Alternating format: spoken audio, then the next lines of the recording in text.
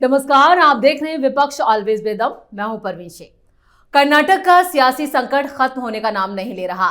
इसी कड़ी में deputy CM DK Shivakumar Delhi पहुंचे और कांग्रेस अध्यक्ष मल्लिकार्जुन खड़गे से मुलाकात की, जिससे साफ है कि कर्नाटक में बड़ा बदलाव होने वाला है। इस बीच एक और बड़ी खबर पंजाब से सामने आई, जहां केजरीवाल के खिलाफ विरोध तेज हो गया है।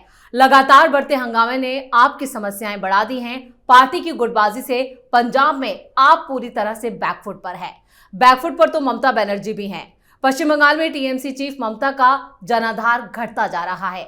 उनकी बदलती रणनीति बता रही है कि वो किस कदर समस्याओं से घिर चुकी हैं। कई मुद्दों पर ममता के खिलाफ जनता का गुस्सा उबल रहा है और इस बीच टीएमसी में बैठकों का दौर भी देखने को मिल रहा।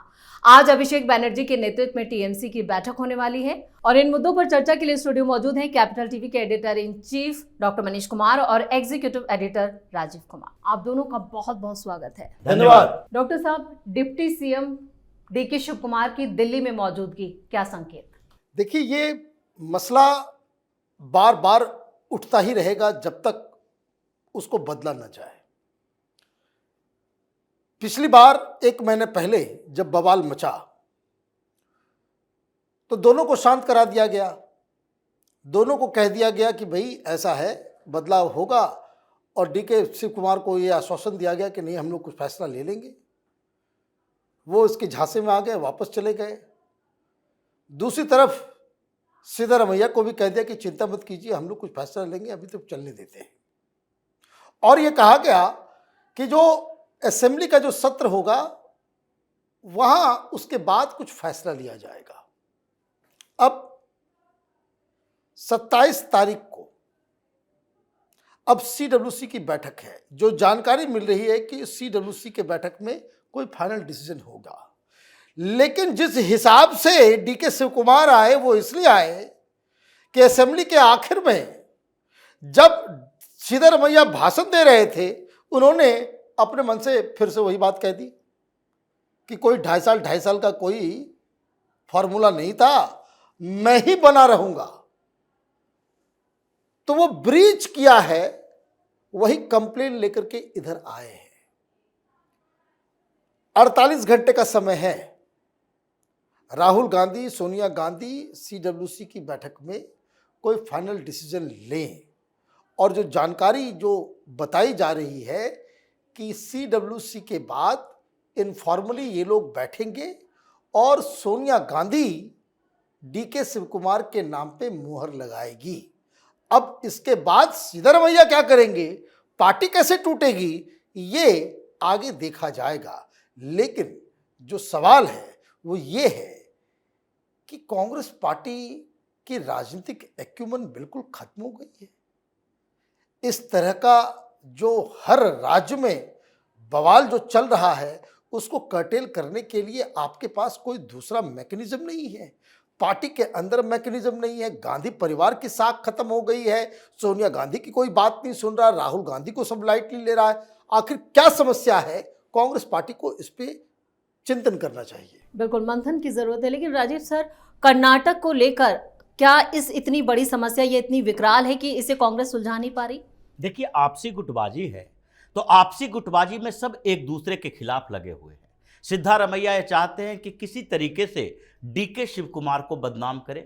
डीके शिव कुमार इन दिनों इसी बात पे अड़े हुए थे कि अब जो सिद्धारमैया बार बार दिल्ली को ये मैसेज देते हैं कि विधायकों की संख्या गिन लो, ज़्यादातर विधायक हमारे साथ खड़े हैं, तो फिर डीके शिव कुमार को सीएम किस आधार पर बनाया जाए। तो इस बीच जो डीके शिव कुमार को मौका मिला, उन्होंने कई लोगों से मुलाकात की, जिसमें कुछ विधायक हैं, कुछ मंत्री हैं, और उन मंत्रियों को, पूर्व मंत्रियों को जो अभी विधायक बने हुए हैं, उन लोगों के साथ भी मुलाकात की जो कि सिद्धारमैया के करीबी माने जाते थे, जिसमें एक के रजन्ना है।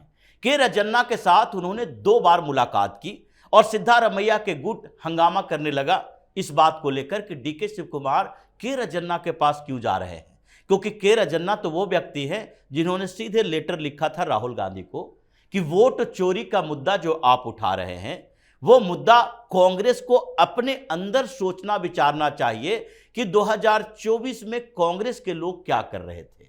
और ये देखिए, जब के रजन्ना के साथ मुलाकात होती है डीके शिव कुमार की, और उसके बाद ये प्रोपेगेंडा शुरू होता है कि नहीं नहीं, ये सिद्धारमैया के गुट में डीके शिव कुमार सेंधमारी कर रहे हैं। तो डीके शिव कुमार ने सीधे कहा कि के राजन्ना तो हमारे बहुत पुराने लोग हैं, हम उनसे उस समय से साथ में हैं, जबकि वहां पर कांग्रेस की सरकार नहीं थी, जेडीएस की सरकार हुआ करती थी। देखो उस समय हमने इनको कोऑपरेटिव सोसाइटी का अपेक्स बॉडी का मेंबर बनाया था। और इसके बाद अचानक से ये होता है कि जो लेटर के राजन्ना ने राहुल गांधी को लिखा था, जिसके बारे में इन लोगों ने सीक्रेसी मेंटेन करके रखा था, अचानक से वो लेटर बाहर आ जाता है और कहा जाता है कि उसमें तो उन्होंने डीके शिव कुमार के खिलाफ लिखा था कि डीके शिव कुमार उस समय 2024 में क्या कर रहे थे, क्या उनकी टीम में की यह हैसियत नहीं थी कि वो अलग अलग बूथों पर नजर रख सके। यानी कि लोकसभा चुनाव में अगर कांग्रेस का प्रदर्शन खराब हुआ है और राहुल गांधी ये बात कह रहे हैं कि वहां वोट चोरी हुई है, तो इसके लिए जिम्मेदार डीके शिव कुमार भी हो सकते हैं।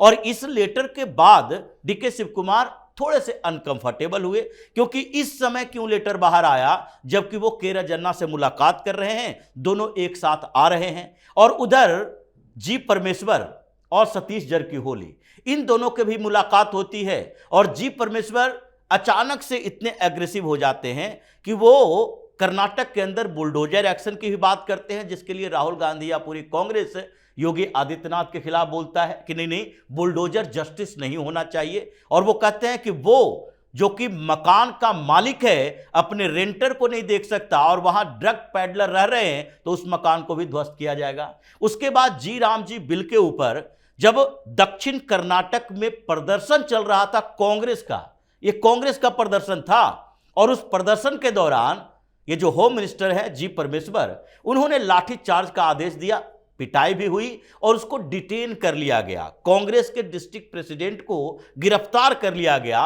ये गुटबाजी वहां पर दिख रही है। और इसीलिए डीके शिव कुमार दिल्ली में आकर पहले मल्लिकार्जुन खड़गे से मुलाकात किए, अपनी बात कह दी कि अगर विधायकों की संख्या गिनना था तो आपको उस समय यह वादा नहीं करना चाहिए था कि 2.5 साल में सरकारें बदलेगी, नेतृत्व बदलेगा।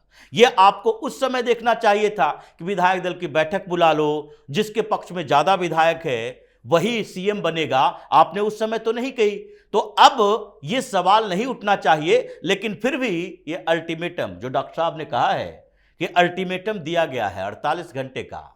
अभी 27 तारीख को सीडब्ल्यूसी की बैठक होगी, सबको पता है कि कर्नाटक पर चर्चा होगी, लेकिन कांग्रेस वाले कह रहे हैं कि कर्नाटक का मुद्दा वहां नहीं उठेगा, कर्नाटक पर बातचीत नहीं होगी। ये सीडब्ल्यूसी की बैठक में बातचीत नहीं होगी, तो ये डीके शिव कुमार सीडब्ल्यूसी की बैठक से 2 दिन पहले ये दिल्ली में आकर तंबू गाड़े हुए क्यों हैं? क्यों मल्लिकार्जुन खड़गे से मुलाकात करके कह रहे हैं कि इस पर चर्चा करो और नहीं तो नेतृत्व परिवर्तन नहीं होगा तो हम सरकार गिरा देंगे? ये कांग्रेस के अंदर कर्नाटक में चल रहा है। बिल्कुल। और जिस तरह से बंगाल से जो खबरें आ रही हैं वो ममता को काफी परेशान कर रही हैं। इस बीच आज अभिषेक बैनर्जी के नेतृत्व में एक बैठक भी होने वाली है। भाई बैठक जितना करना है करते रहिए, पार्टी आपकी, सरकार आपका, जितना बैठक। दिक्कत क्या है कि अब अमित शाह का एक्शन बंगाल में शुरू होने जा रहा है, वो पूरी तैयारी भी चल रही है, पूरा प्लान भी बन रहा है। और प्रधानमंत्री मोदी और अमित शाह का ये बताया जा रहा है कि हर अल्टरनेट मतलब सप्ताह में 2 कार्यक्रम आइदर अमित शाह जी का या प्रधानमंत्री मोदी जी का वहां होने जा रहा है। ये लगातार होगा, मतलब जब तक फरवरी आएगा, जो अनुमान लगाया जा रहा है कि तब चुनाव की घोषणा हो जाएगी, तब तक अमित शाह और प्रधानमंत्री मोदी बंगाल के अलग अलग क्षेत्रों में एक एक रैली कर चुके होंगे। अब इस तरह की रैलियां होंगी तो होता क्या है कि संगठन जो है वो पूरी तरीके से मजबूत होता चला जाता है, इसको कहते हैं कि ओवरवेलिंग हो जाती है। संगठन जो है वो चुनाव के लिए तैयार हो जाता है, क्योंकि प्रधानमंत्री आएंगे तो जिस इलाके में जाते हैं वो 10 डिस्ट्रिक्ट को समझिए कि सारे माने कार्यकर्ताओं को, लीडर्स को जो है एक्टिव होना पड़ता है। दूसरी समस्या कि ये जो बांग्लादेश में जो कुछ हो रहा है उसको लेकर के जो चुप्पी है, जिस तरीके से टीएमसी के खिलाफ माहौल बन रहा है, उसका क्या इलाज करेंगे ये लोग? अभी तक हिंदुओं की मौत के ऊपर विपक्ष की पार्टियों की तरफ से कुछ मुंह से आवाज नहीं निकला है।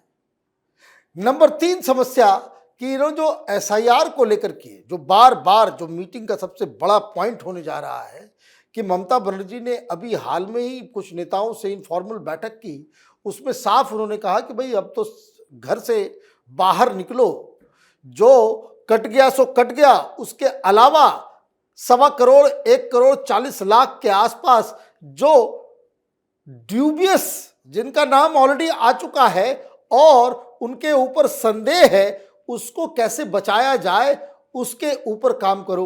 तो इसका मतलब है कि ममता बनर्जी सरकार के काम काज को लेकर के, जैसे पिछली बार क्या हुआ था, 2 महीने पहले से ही ममता बनर्जी अलग अलग कैंपेन कर रही थी। उस समय साथ में लगा हुआ था पीके, वो तो 6 महीने से काम कर रहा था।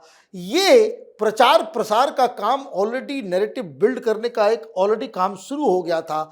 अभी हो ये रहा है कि प्रचार प्रसार और स्ट्रेटजी जमीन पे भारतीय जनता पार्टी लागू कर रही है और ममता बनर्जी अलग अलग किस्म के मुसीबत में फंसती हुई नजर आ रही है। ये एक डिसएडवांटेज इस चुनाव में ममता के लिए साफ साफ नजर आ रहा है। यानी ममता बनर्जी की चुनौतियां अभी और बढ़ने वाली हैं। लेकिन राजीव सर, बंगाल के साथ साथ जो पंजाब से खबरें आ रही हैं वो भी केजरीवाल के निपटाने की तरफ संकेत कर रहा है। देखिए, केजरीवाल की समस्या पंजाब में ज़्यादा बढ़ी है, क्योंकि पंजाब में अभी लोकल बॉडी चुनाव हुए, गांव गांव में प्रोटेस्ट चल रहा है। वहां के कर्मचारियों ने भी 3 दिन से प्रोटेस्ट कर रखा है और साथ ही संयुक्त किसान मोर्चा ने अल्टीमेटम दे दिया है आम आदमी पार्टी की सरकार को कि अगर 3 महीना के अंदर बिजली बिल माफ नहीं करते, बाढ़ पीड़ितों को मुआवजा दुगना नहीं करते और एमएसपी अपने लेवल पर नहीं बढ़ाते, तो उसके बाद हम हर गांव में आम आदमी पार्टी के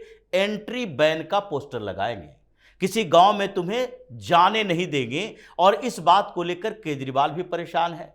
केजरीवाल लोकल बॉडी चुनाव जब पंजाब में हुआ, उसमें आम आदमी पार्टी के जीत वाले क्षेत्रों को लेकर प्रेस कॉन्फ्रेंस किया कि सरकार के ऊपर बड़ी जिम्मेदारी जो थी उसे निभाया है भगवंत मान ने और लोगों ने भरोसा किया। लेकिन यह बात छिपाए रखा कि जितने मंत्री अरविंद केजरीवाल की पार्टी के हैं पंजाब में, उन मंत्रियों के क्षेत्रों में लोकल बॉडी इलेक्शन में आम आदमी पार्टी का सुपड़ा साफ हो गया।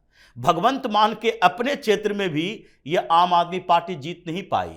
इसीलिए वहां पर यह चल रहा है कि ये क्षेत्र जितने लोग सरकार के साथ हैं उन सब के खिलाफ तो एंटी इनकम्बेंसी है। और जो विधायक हैं जो कि सदन में जाकर आम आदमी पार्टी के सरकार से सवाल पूछते थे, वहां उनसे थोड़े बहुत लगाव लोगों का भी बचा हुआ है। लेकिन चुनाव सर पर आएगा तो उस समय परसेप्शन बदलेगा, तो ये आम आदमी पार्टी के विधायक भी बदलने वाले हैं। इसलिए कैबिनेट में विस्फोट है। आम आदमी पार्टी में अरविंद केजरीवाल से दूरी बनाए रखने की बात पंजाब के अंदर चल रही है, क्योंकि जहां ये लोकल बॉडी इलेक्शन में गोवा में गया अरविंद केजरीवाल, जहां पर ये पंचायत चुनाव का प्रचार करने के लिए गया, 15-15 दिन ये 7 स्टार होटल में पूरे फैमिली के साथ रुक कर आया है। उस जगह पर तो 2 सीट मिली, इसके 2 विधायक 2 कारपोरेटर बन गए। ये बहुत बड़ी अचीवमेंट है। उसकी चर्चा प्रेस कॉन्फ्रेंस में 1 मिनट के लिए भी नहीं किया कि हम इतने बुरी तरह से वहां हारे हैं जहां पर हम कैंप करके बैठे थे।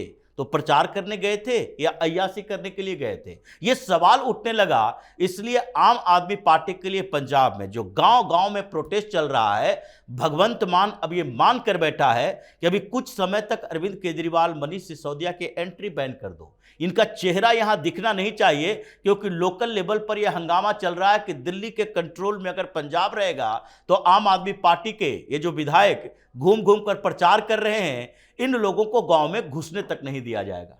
राजीव सर, इस तमाम जानकारी के लिए और सटीक विश्लेषण के लिए आप दोनों का बहुत बहुत धन्यवाद। धन्यवाद। नए साल की शुरुआत से पहले ही कर्नाटक का सियासी संकट एक बार फिर गहराता दिख रहा है। दिल्ली में डीके शिव कुमार की मौजूदगी ने कांग्रेस के साथ साथ राहुल गांधी को भी सवालों में ला दिया। इधर दिल्ली के बाद पंजाब भी केजरीवाल के हाथों से फिसलता दिख रहा है। ममता बनर्जी भी सत्ता बचाने की अपनी रणनीति बदल रही हैं, लेकिन घटता आधार उनकी विदाई की तस्दीक कर रहा है।